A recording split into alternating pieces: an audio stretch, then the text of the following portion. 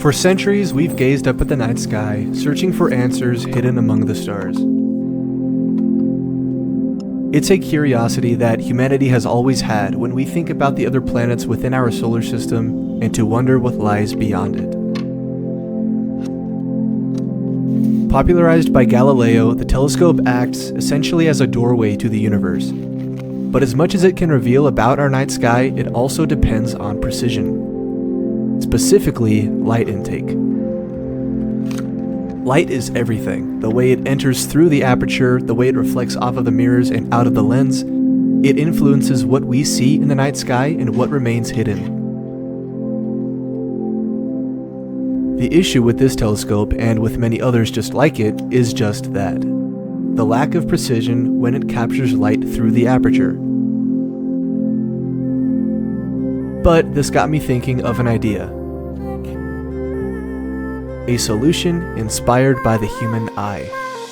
Hey everyone, welcome back to today's episode of Maelstrom Engineering. Today's episode is going to be a little bit about telescopes. With me here is the Celestron NexStar 130 SLT, and it's been a great telescope throughout the 2+ years I've had owning it. But there's one issue that I've had, and it's related to light intake. Basically how this telescope works is you can either shut off all light completely with this cap, you can open it a little bit to let in some light, or you can open it all the way to let in as much light as possible. But you're only left with those two options when it comes to light intake, which is pretty crucial if you're trying to fine-tune the amount of light that you can see throughout the night sky. So the other day I was on MakerWorld and I came across this model. It's called an iris, and it's very similar to how our eyes function. If you're a camera geek, you know what this is.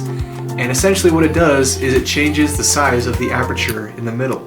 And I bet you can see where I'm going with this. So I was thinking about finding another model, one that's much bigger, scaling it big enough to fit over the aperture of the telescope. So I'm gonna hop back on MakerWorld. I'm gonna see if I can find a bigger model. I'm gonna scale it up, and I'm going to design my own little adapter piece that allows it to just stick right on there. Come along for the ride. We're gonna find a model, let's print it out. Let's build it.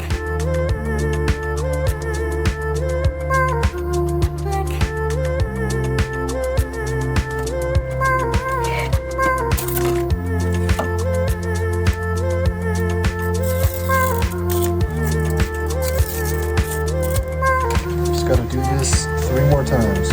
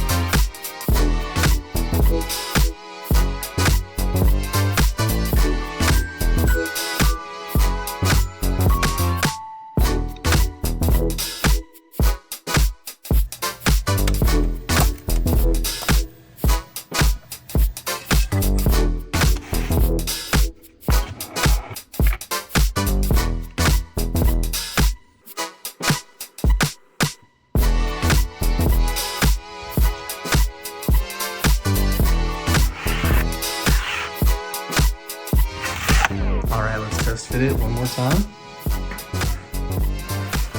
Alright, there it is. That's the finished model.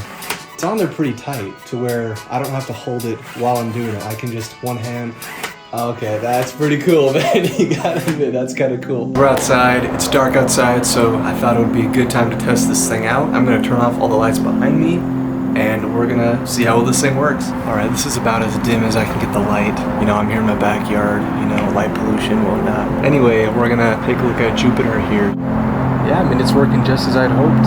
As I'm turning this lever, the aperture is getting smaller, bigger, and Jupiter is getting dimmer and brighter as I'm changing it. And you can even get it so dim that it shuts off pretty much all the light. I think this was a successful project. Thank you so much for watching this video. I had a ton of fun with this project. This thing was super fun to make, and this model is honestly one of the coolest things I've found on MakerWorld. So shout out to the designer, Dyalla Creations, for designing this iris. If you enjoyed it, please make sure to give it a big thumbs up, subscribe if you're new, and I will see you all in the next one. Peace.